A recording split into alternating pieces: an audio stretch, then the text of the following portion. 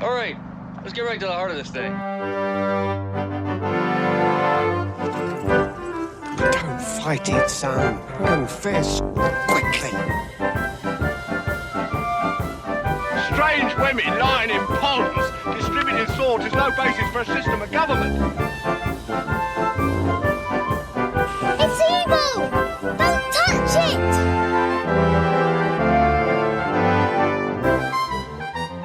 That was only one of the many occasions on which I met my death. Welcome to Framework. This is John, one of the hosts of Framework, and with me as always, the other host of Framework, Al. Good afternoon, Al. Hi there, John. I assume this is where you begin your apology tour for making us do Terry Gilliam.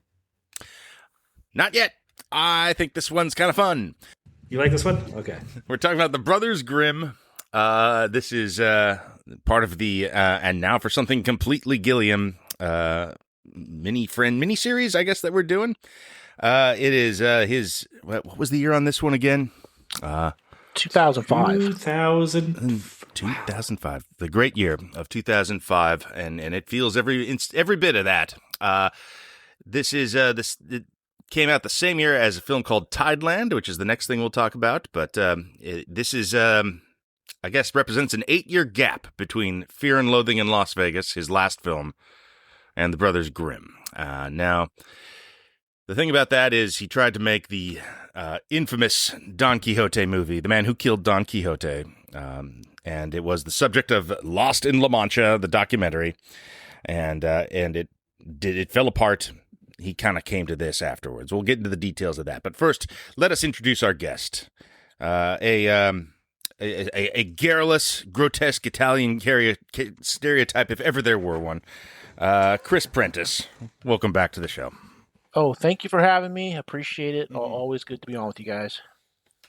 I was wondering, on that note, Chris, how did you end up on this one with us? Is this Stormar completionism that brought you here today? No, this was a case of, so I've been on with you guys for your look back at various directors, and usually I've always wanted to do a movie that I was into and knew a lot about and was a big fan of, and that's what I've done. And so when you guys had mentioned that you were going to be doing Gilliam, I thought, oh well, this might be an opportunity to do a movie that I just had never seen before and just watch it fresh and see how that goes. And yeah, this movie was just it's not good at all, but there's a lot of I think interesting things to talk about related to it.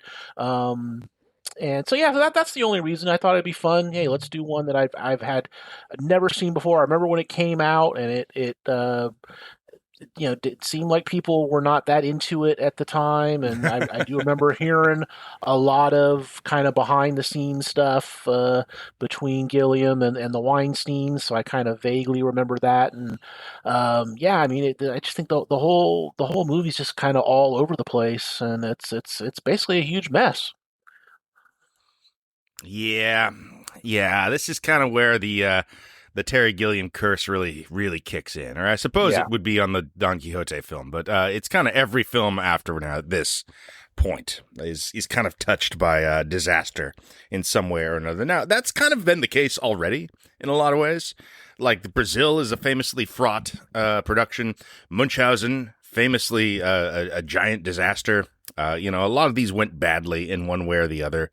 He fought with somebody publicly one way or the other. Here's the point. The disasters were behind the scenes. Yeah. Previously, they stayed off the scenes themselves. Is how it always has felt up to this point. They make it onto the screen now, and it's kind of all of them going forward. They all kind of feel compromised in some way by something that went down, or whatever. Like the projects themselves feel damaged going forward, and cursed in sort of an ineffable way. If you follow up on the behind the scenes stories, massive fights with the Weinsteins in this one. A lot of bad feelings, a lot of mistakes, and yeah, you can feel it in the final version of the film, which is frankly a bit of a mess. It has a lot of stuff to it, though, man. I feel like this movie could have worked. I'm not sure about that. I mean, maybe there's versions of four different versions of this movie. There's pieces of four different versions of this movie in this movie. So maybe there is one of them that could have worked if you had fully committed to it. But it is hard to see. It's also, it's not that hard to see the Gilliam in the frame here. But it is sort of there visually and inconsistently, and the energy of the production will just die for stretches entirely. Is how it feels to me. Mm-hmm. I would say this, like, editing is a kind of an esoteric art in a way. It's a little hard to notice it when it's done well. Unless it's like really flashy. It's just kind of a thing that I think a lot of people don't really have a full grasp on. I feel like this movie, you can see the bad editing. Like you can really see how this was cut together poorly. I found what happened a lot while watching this movie is, okay, it's like I get kind of the overall goal is to break the spell and free these children. Okay, fine.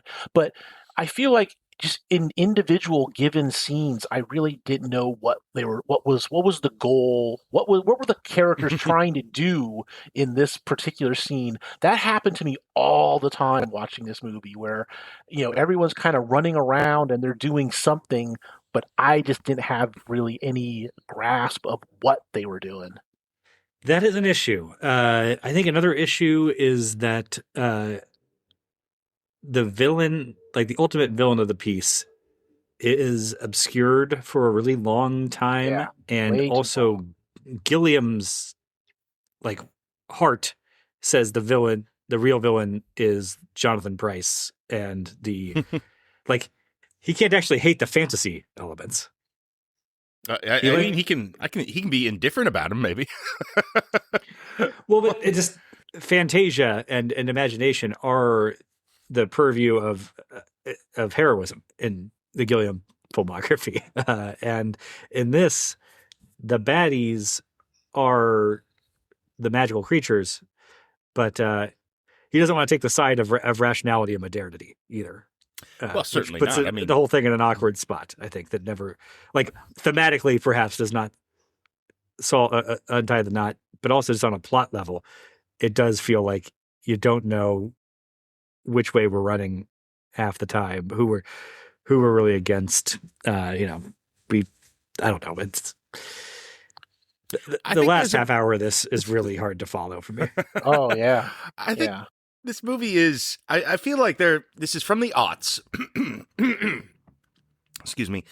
Written by Aaron Kruger, which is sort of a prolific Hollywood hack who has made a lot of films, and some are good, many are bad, and he's written some very bad ones that just have no kind of soul to them. This feels like a premise that is solid. Like you can make a movie out of this. This is a pretty straightforward thing, a Stephen Sommers movie you could make very easily out of it. I mean, Van Helsing is essentially this, which I guess is also a terrible film.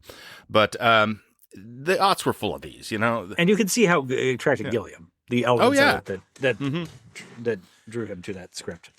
I mean, after the fallout of Don Quixote, him and Johnny Depp, who was the star of that film, both kind of made the decision, let's go do a studio film and raise some money and come back to this. Like we believe in this project, we're going to make it. Let's go do something safe that proves we can make a profitable movie, and we'll reconvene. Gilliam made The Brothers Grimm. Johnny Depp made Pirates of the Caribbean. So, that kind of went in different paths, but you can see they're kind of the same general fantasy adventure vibe, CGI heavy, studio comedy, kind of a, likable rogues, dealing with folklore, essentially. It's very similar ideas. And Pirates is an example of when that does what it's supposed to do, how that thing actually works out. And this is sort of a, fall on its face version of that. It's interesting. I hadn't really thought about connecting it to Pirates of the Caribbean, maybe just because Pirates of the Caribbean is so much more successful commercially at what it sets out to do. But this felt to me like in the sort of subgenre of aughts, maybe into the early teens, of sort of public domain fairy tale tinged, but we're gonna make it PG-13 and try and make it a little sexy, but Sleepy Hollow. in the process, kind of make it for nobody. Sleepy Hollow, Hansel and Gretel, Demon Hunters or whatever, Abraham Lincoln, Vampire Hunter, Van Helsing, as you mentioned. Yeah, they were popular. Taking public domain stuff and trying to spin sort of IP gold out of it. And I don't know. This is the first one of those I've seen all the way through. And they all seem like not just bad, but like especially bad. And I don't understand how they took so many bites of that apple.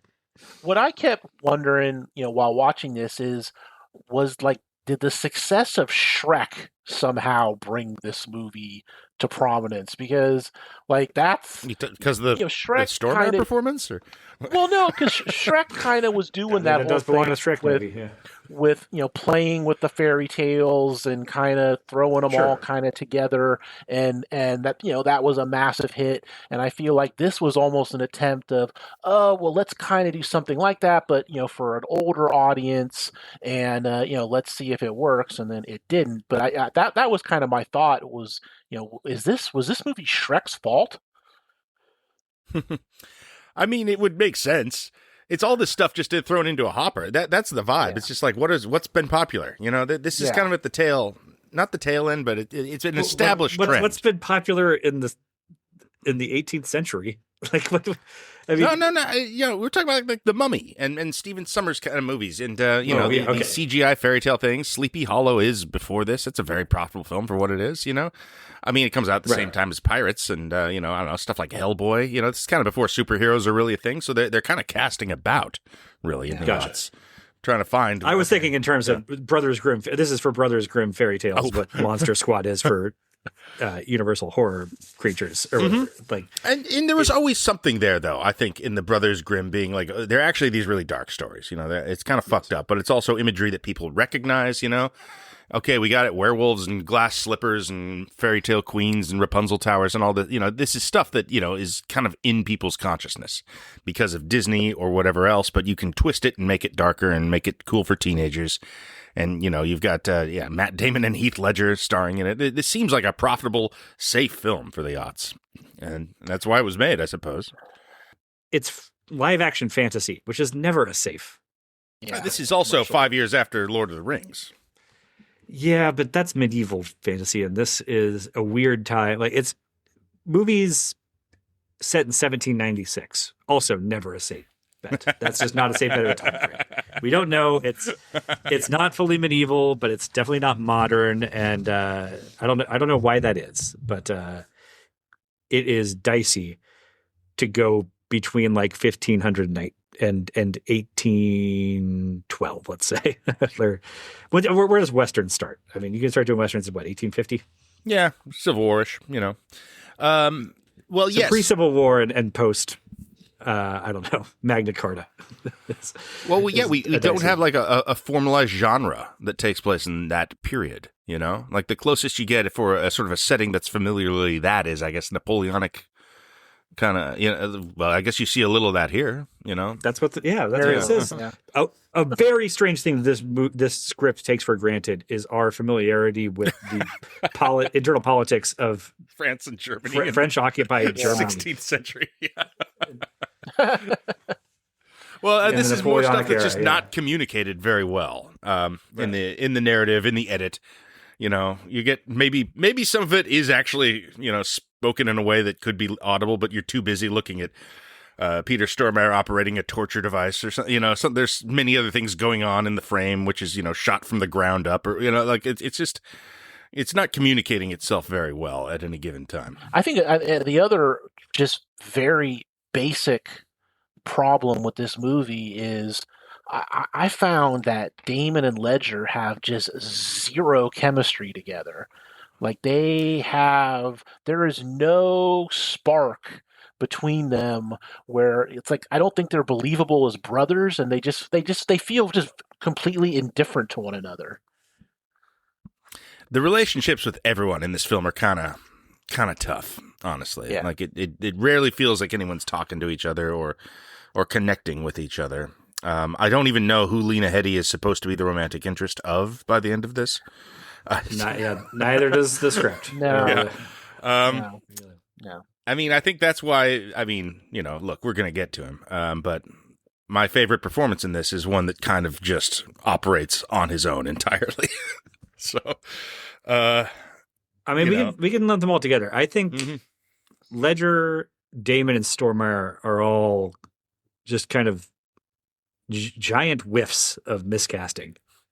Okay. Yeah. Okay. I mean, Damon and Ledger not famously, we're talking about Brothers Grimm, but notably did do a thing where they were cast in the opposite roles and decided with Gilliam to swap at some point. Has to have been a mistake. I don't know that they would have worked. That it would have worked with them swapped, but it definitely doesn't work this way. No. I kind of like Ledger in this role. I kind of like Ledger as the dorky brother. I think he's kind of fun. What does he do? He's doing stuff. Oh, really? I just felt he's gesticulating and being weird and mildly autistic. I think he's kind of he's going for a thing. He is doing a thing. It's a Gilliam performance, recognizably. It is a misuse of his talents. I mean, sure, it is big time. But this is the thing about casting. I was like, this is asking a catcher to play shortstop, and he's not, or a shortstop to play catcher, and he's not doing a bad job of it. But it's like, this is not where your specialty lies, and it's bad coaching to make him do that. Yeah, probably.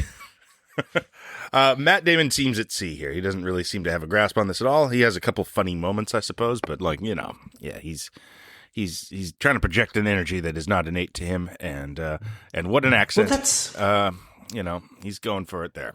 He's probably the same. That was what was I was struggling with for a lot of watching this movie. It's going like, why is this not working for Damon? This does feel like it should be in his wheelhouse. Feckless, he does good feckless, actually.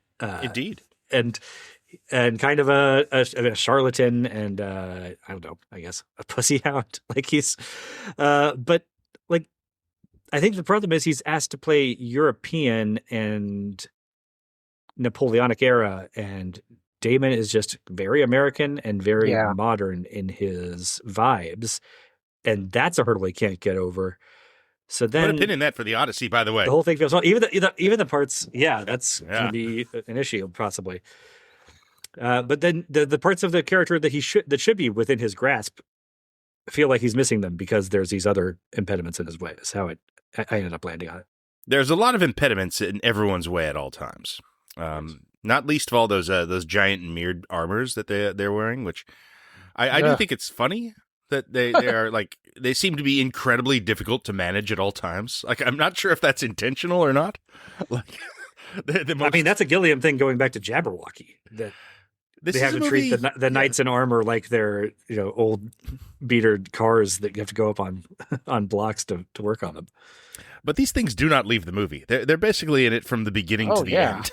There's always somebody wearing these fucking things. Yeah, it's distracting after a while. And they have big silly hats. I mean, it does feel like, to some extent, that this is all just sort of a prank, almost a prank on the studio, prank on the people in the film. It seems, they've set up difficulties and problems for them like every step of the way, and just like figure it out, figure out this ending. Yeah, the knives are magnetic or enchanted, or I don't know. Here, we're gonna spin you around. Everything's out of left field, and I could not stand how phony the forest looked. Like, I felt like it was all I don't know how much of this was done on sound stages and how much was in an actual location, but it just felt like so much of it was just a sound stage forest. And every time that they would be in like the forest, it would just take me right out of the movie because I just never felt like they were there ever. Never. I kind of liked explicit soundstage forest, personally. It's very, very plainly a fake set. Like, the town is the only thing that's outside, I believe. I kind of agree with both of you on this, in as much as a realistic forest environment is not something that I want or desire from a Gilliam fantasy of this sort. Like, it doesn't need to be Last of the Mohicans. But I agree with Chris. It does look terrible. Yeah. Well, and I like when I'm looking at a real and not magical, though, is ultimately like the CGI exactly. has dated so terribly in this. it's that ruinous. It's awful. That mud monster. That's God, that was the word. That becomes the gingerbread man, I guess. Yeah. That's not gingerbread. What are we talking about here? Is the gingerbread man a Grimm Brothers story? Right. I guess it's sort of German stuff. I don't know. Yeah, okay, a lot there. The CGI is so diabolically bad in this. It's like it must have been bad at the time. It seems just unacceptable. There are moments that I think where the uncanny valley quality of it is a benefit, like that mud creature thing. I think that's a memorable scene. I think that is way more fucked up than this film needs or should have, or it just seems like the sort of thing to upset a child who accidentally. Yeah, some of the monster attacks on children are really gross and upsetting in odd ways that I hadn't seen before. So I guess that's a mark in the film's pro column. I mean, it's the most memorable thing in the movie for certain. Yeah. Is that there's these nasty monster attacks on children that are kind of very surprising and weird. And if you were like, I don't know, 9 years old and going to see this, yeah, that'd fuck you up. That'd be a problem. And that seems to be, Gilliam peeking his head out here. This is the most anonymous Gilliam film that exists, I would say. But even still, you can't really tamp too much of it down, and it is most present in those scenes, I would say. Well, some of the torture rooms and such. Well, also the wolf, the snails on the head box. The wolf man. Anytime that wolf man is standing up, is so bad. It's just horrendous. It's like, I would cut muster in a commercial back then. No.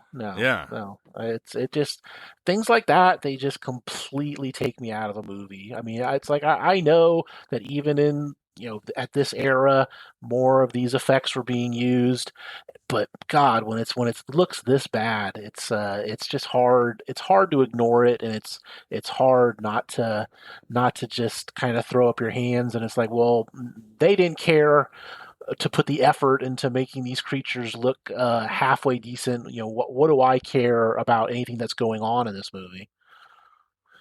I'm sure this is a situation where they ran out of money and they were just like, fuck it. Fuck that probably. Brothers Grimm movie. Who gives a shit?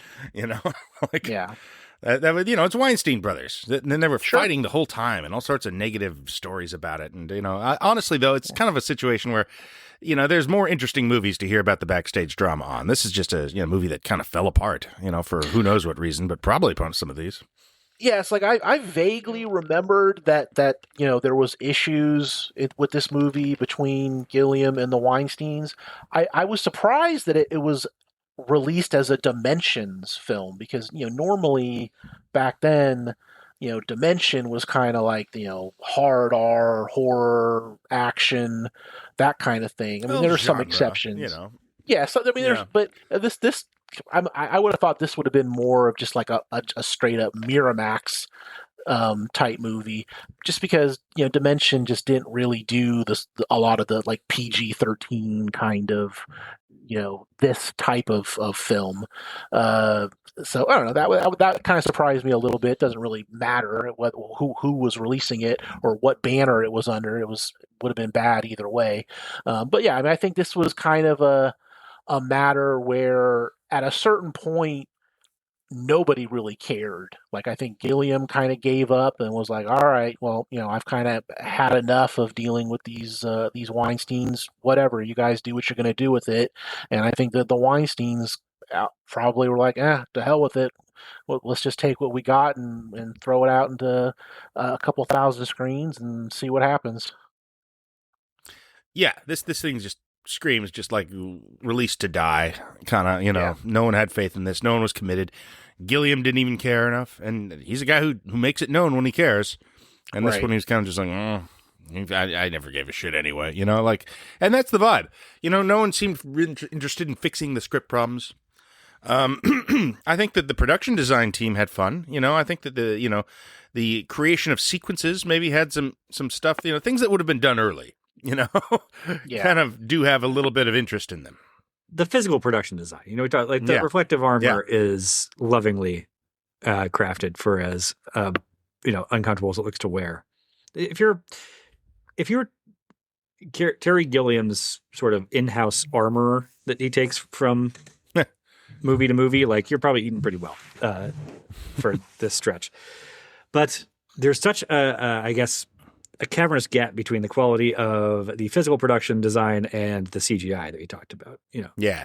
For me, the thing that stood out the most, the worst CGI is the bugs crawling around on things, which is sort of a signature hallmark of the villainous magic is acting up, and now there's a swarm of bugs coming out of this thing or crawling around this horse's mouth and into it and all that. And that stuff looks so terrible, even by 2005 standards. The bugs are not well rendered by PlayStation 2 standards, but also there's absolutely no effort to, like, when they're crawling across leaves in the forest, to make the leaves like react as though anything is crawling over them. They just are so clearly just plastered over the top of a background, plate, and have no physicality to them. And that was really sort of galling to me on this. Like, well, you could just put bugs on screen.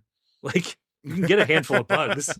I can get you bugs by 3:00 this afternoon, man. Like, will they climb in between the horse's teeth, though? Yes, but that just draws attention to how terrible and how much it is obvious that the horse doesn't have anything actually bothering its mouth at that moment. Right, it's not reacting to it. Now, like, John Carpenter got a lot of mileage out of a handful of worms and ants for shots in Prince of Darkness, and it was gross and upsetting and made the movie feel kind of evil and. That was all. It's all done. Probably could have been done at a fraction of the cost that you paid to make this look so terrible. Yeah, probably. Yeah, I mean, who knows who this is for? I guess the idea was it's for everybody, but it's for nobody as a result. That's the question that I was asking almost the whole time watching this. It was like, okay, if you're a little kid, I don't really think you're going to be into this. You're just going to watch Shrek. If you're, I don't really see teenagers really giving a rip about anything in this movie. And I, as now an older person, I was watching this on Pluto, and I found that the ad breaks were like a relief. Normally I hate when there's an ad break, but I was like, oh yeah, let me look at this Geico ad let me take my mind off this movie for about 10 seconds. This is great. So yeah, I have no idea who this movie is for. That is kind of the way I feel about all of those, Hansel and Gretel, Demon Hunters, and Snow White and the Huntsman's versions of like who. What part of the 4 quadrants are you actually aiming for here? Because I don't see this landing with anybody, really. I can tell you how I would make this. I think this movie could work. It would be just a standard way to tell this story in a way that's easy. Just rip off Three Amigos like everyone else. Yeah. Just do the thing where, like, they go in and they're con artists, going around creating monsters, with theatrical illusion, and then defeating them and bilking the townsfolk. And it's like, a real monster and a real town. And they, turn into better people that, build relationships with the people in the town, maybe things like that. That is have what one arcs. of the 7 screenwriters was aiming for. Well, yeah, there's definitely a pass of this movie that is that. Mm-hmm. I mean, it's just a simple thing that works.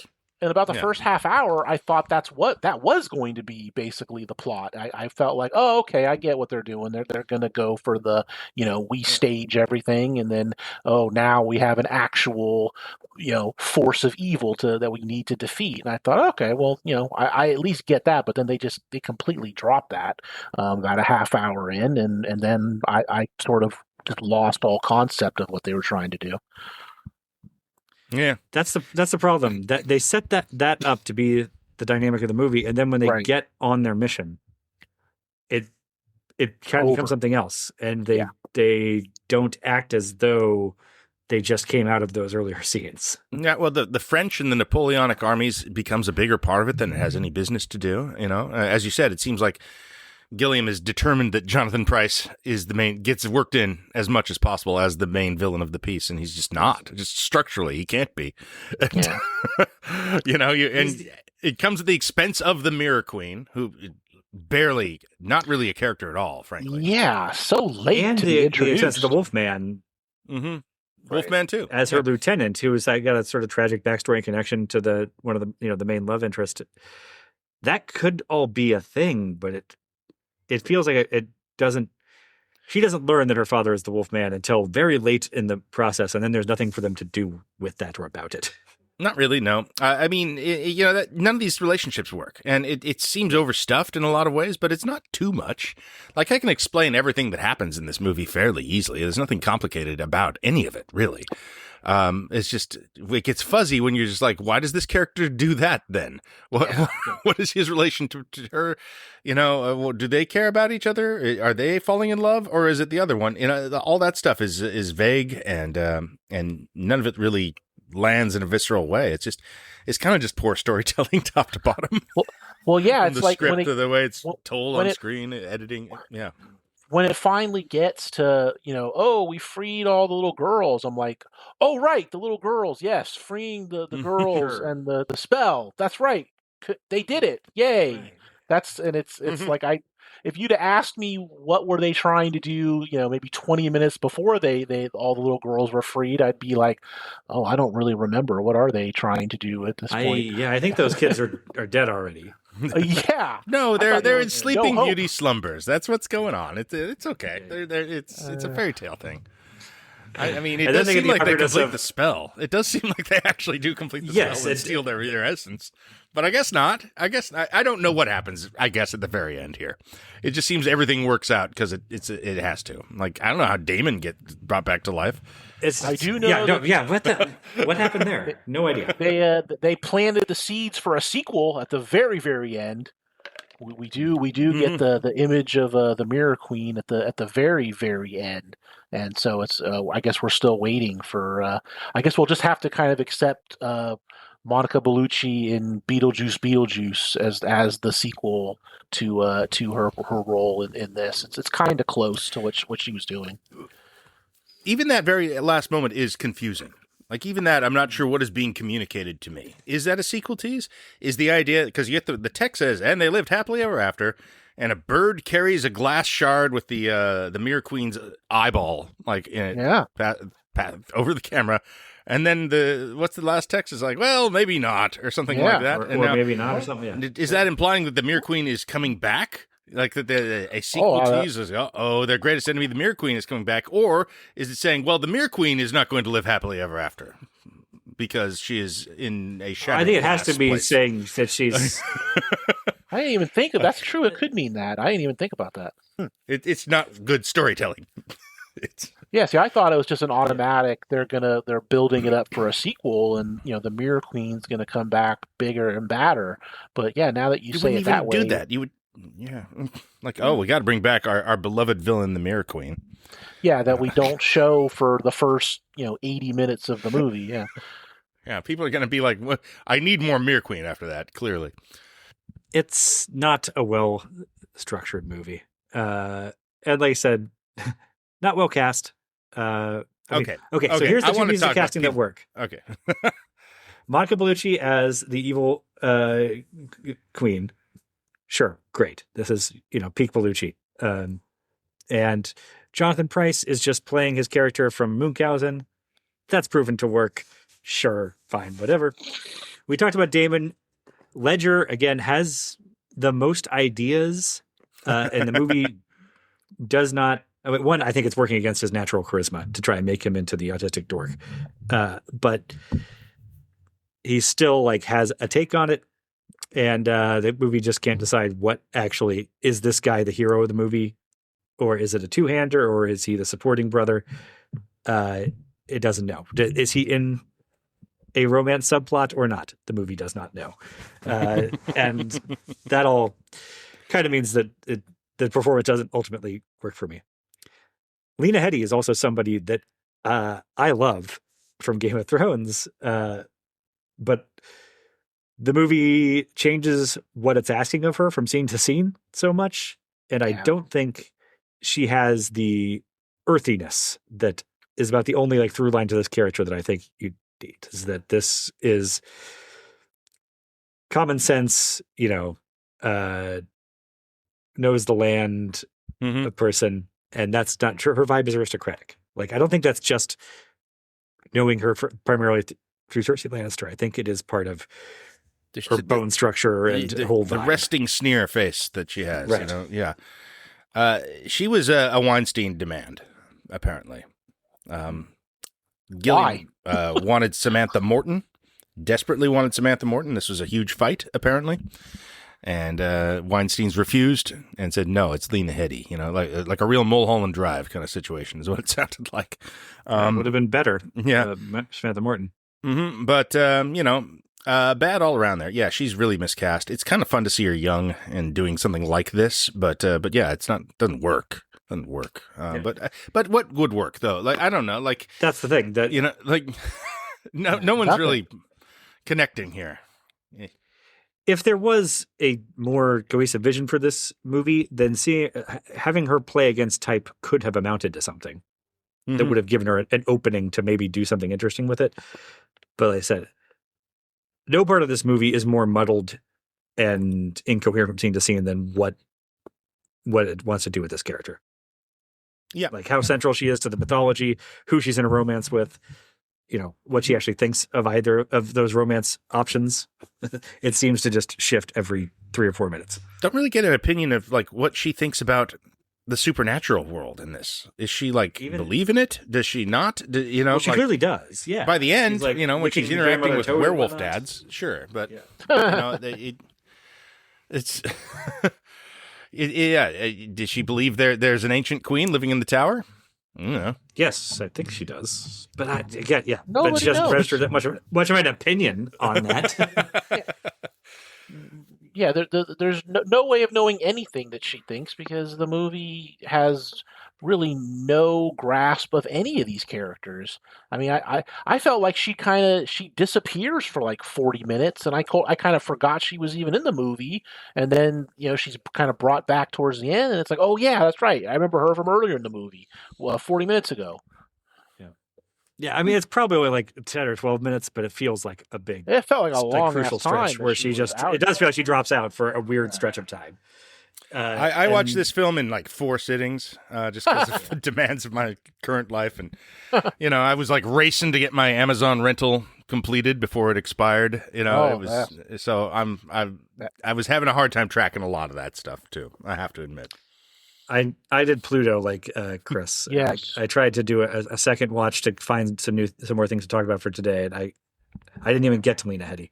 That's the thing. It's like she shows up so late and then drops out for a stretch that feels so jarring. For like, my brain is telling me this character should be central to this whole thing. Oh yeah, because when she's introduced, it's like, okay, here is like our duo is a trio, and these are the 3 heroes we're going to be following the rest of the way. And then suddenly she's gone, and it's like, what happened? And then it none of it adds up. None of it does. It's a frustrating movie to watch because I like to think I'm good at watching movies. Like I like to think that I'm good at understanding what's happening. But boy, there were so many times watching this where I just was like, I don't know what they're trying to do. I don't know what this guy's trying to do. I don't know what that guy's trying to do. And I hate that. Okay. Enough prevaricating here. Let's talk about Peter Stormare. This is the thing in the film for me. This is why I kind of like this movie. I mean, it's kind of a bad movie. It's got a lot of problems. But it also has this absolutely bizarre, nonsensical performance from Peter Stormare. I guess playing comedy, the comedy relief, you would say, in this. No one else is really going for comedy. He is doing, but also a villain. A villain, like very much so. He has multiple torture chambers, which he uses on the protagonists, and is like happy to do it. He kicks a cat into a blender at one point, He is a bad guy for about 80% of the movie. There are many scenes that feel like he's about to die, like he's about to get his comeuppance, and you're kind of just waiting for that to happen, and then he does. He does get killed, yes, and then he doesn't die. He undies. Yeah, he comes back because he was wearing the mirrored armor, blocked the bullet. So yeah, and he just does a face turn. And is a good guy who survives the movie and helps them at the end, and is talking about, I remember the stories from when I was a child. Like, he's going a full-on good guy turn at the end that is completely unearned. He sort of looked like Joe Spinell from Maniac and Rocky in this movie. That was what I kept. Yeah. I kept thinking, like, oh, is that what he crafted his look after? Did he? Was he? Looking at Gazzo from Rocky and saying, oh, that's what I should be going for in this movie. That was like the biggest impression. He really. Normally he's an actor I love, but I really couldn't take him here. He's also difficult to look at in this movie. Oh, he looks like rough, pale, and clammy, and he's got, like, I don't know, I don't know if it did to his teeth, but his hair is all greasy and stringy and gross. This is all good. I like this performance a lot, guys. I think he's great in this. He's the thing that should make this into a bad movie that's, like, watchable. He is. That's exactly what he is. I want to agree with you, and I cannot. He is nails on a chalkboard. He's awful in this movie. Yeah, normally, he's the kind of actor that I like, to where even if I am watching a bad movie, I can say, oh, at least he was good. At least he was something I could kind of grasp onto and say, oh, okay, well, Stormare, he made it somewhat enjoyable. But now he just made it worse. Oh, I'm so disappointed. He's usually like, this is the type of performance from him that's like the redeeming factor in a bad Michael Bay movie. Mm-hmm. And for whatever, like, he didn't get one. He's being so goofy and did not get a single laugh out of me. He dances around and he like frolics about, and then he like falls over and starts screaming and rolling around. Like, this is big comic vaudeville nonsense. This is, he's doing like he's like a character from Young Frankenstein or something like that. I don't know.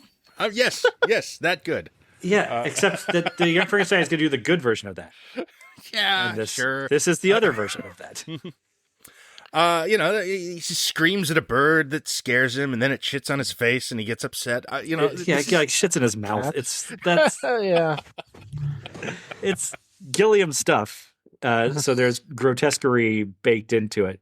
And I feel like this is a character that Gilliam fell in love with. That the only explanation for as much screen time as this guy has, way more than Lena Headey, for sure, is that I think Gilliam kind of fell in love with the performance on the set, is my guess. Or maybe they just had nothing. They had nothing to cut in. I don't know if I think love might be a strong word, but I think it's the only thing that engaged Gilliam at all. Yes, that's a good way to put it. Likely true. Because there is really nothing else to pull from. I mean, even though it's an annoying performance to me, at least it does stand out. I'll say that. It's at least if you ask me in 2 weeks, what do I remember about Brothers Grimm, I probably will say, Stormare. He was annoying as all hell, but I will remember him. So that's something. I think you asked me what when we do our wrap up here for the Gilliam series and all that. The only two things I'm going to remember from this movie are Stormare being an awful irritant, and I'm pretty sure this can't be right. This is 2005, but I think that it ends with a suggestion that the two brothers are going to go off and tag team the love interest. As part of their romantic celebration. Maybe. I mean, it's a hint of that, at least. It's certainly an unresolved as to what's going to happen there. But the final note is that she's like, she gives one a kiss, and then the other one, so she's like, it's not as unresolved. Like, I'm still open to both. Mm-hmm. Yeah, that does seem to be the case. There was a cut scene of the little girl whose face was removed, waking up and being okay, and they got rid of it. Oh, that's funny. Damn. That would have changed everything. Yeah, that's a fucked up thing. The face melting off. That's a weird image to throw into this family film. Yeah, okay. I mean, look, I can't. I'm not going to argue strongly for this. Is this the worst Terry Gilliam film we've talked about? Yeah, it is. It's a bit of a mess in every conceivable way. It might actually be his worst film in the final estimation. But you know, for me, this is a kind of bad movie where it has enough going on that I can say I kind of had fun with it. You know, the premise is something, the art design is something, the performances are something. You know, I think they're all kind of interesting. They're trying to do stuff. I don't think any of them really work except Stormar for me. But there are swings being taken here, and they're the kind of swings that you get when people are dispassionate about the material and are just trying to do something.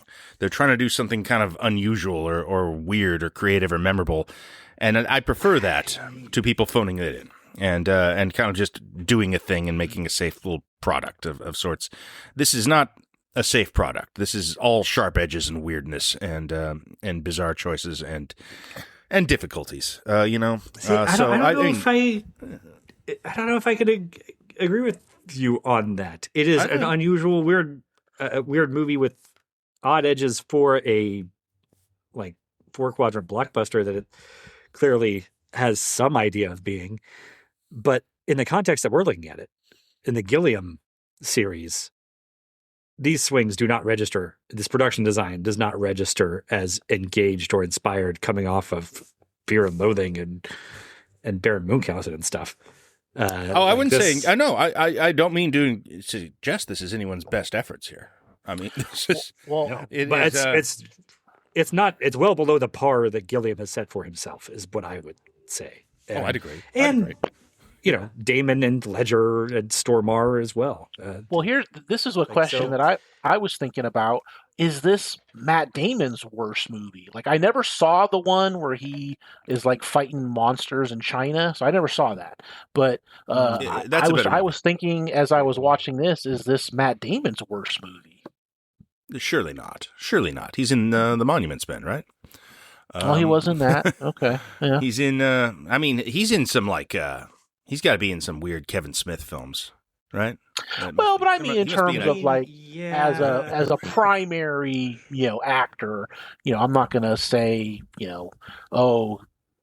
something that he did. I don't know, sitting in the classroom in School Ties, if that was, his worst performance. I'm not going to say that or anything. But just in terms of performance.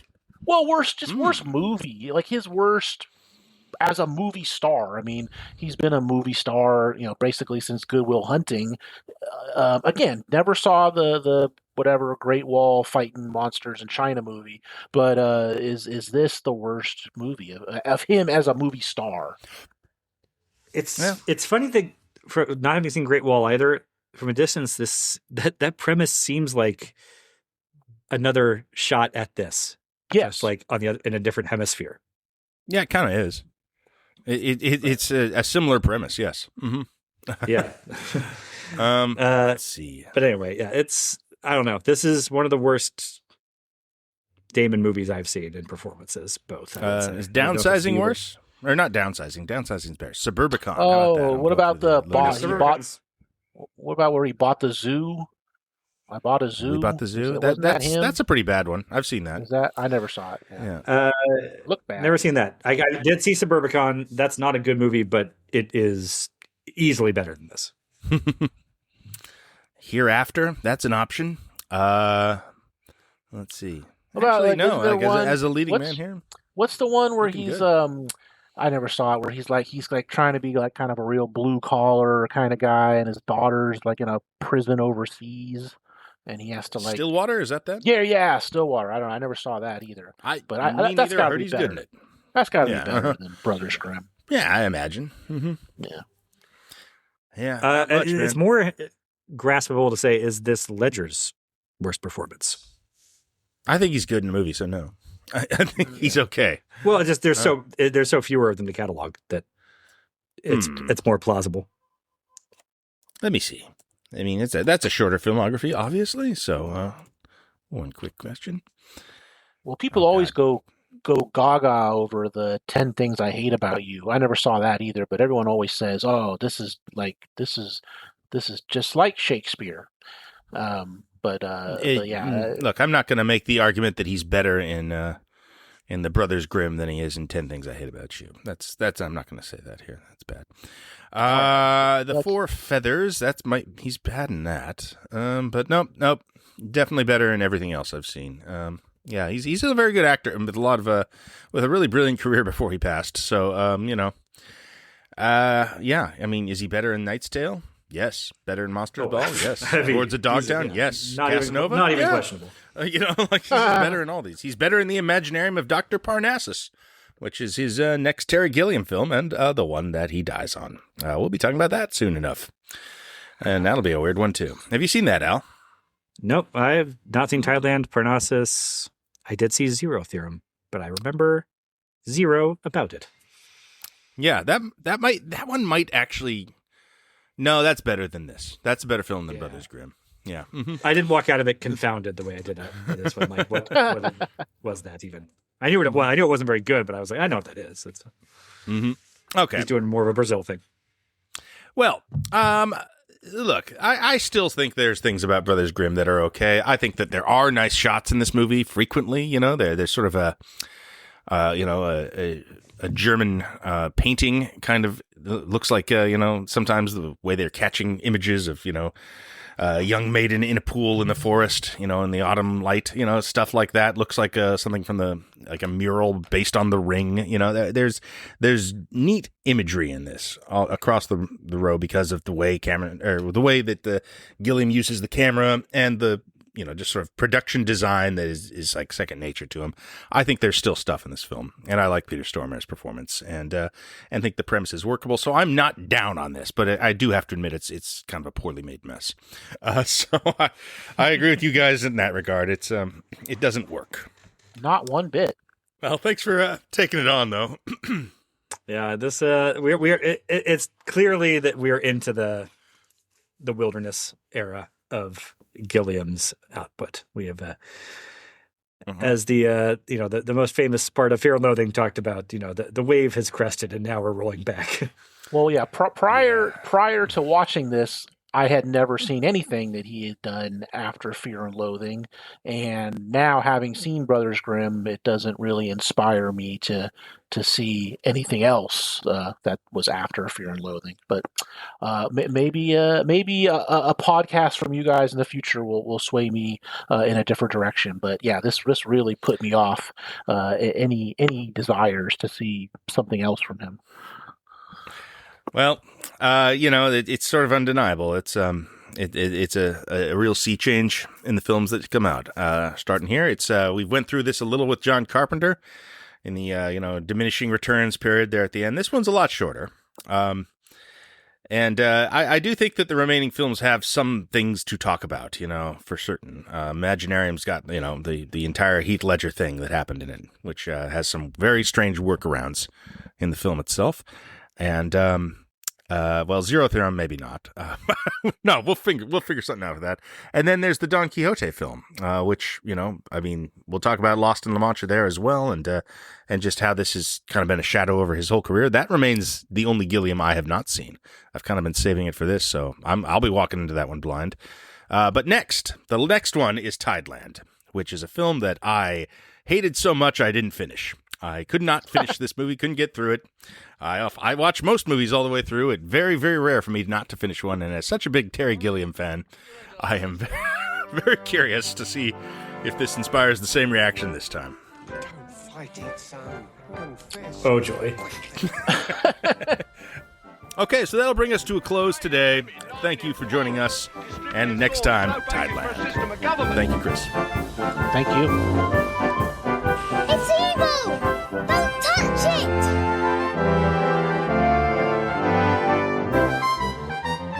That was only one of the many occasions on which I met my death.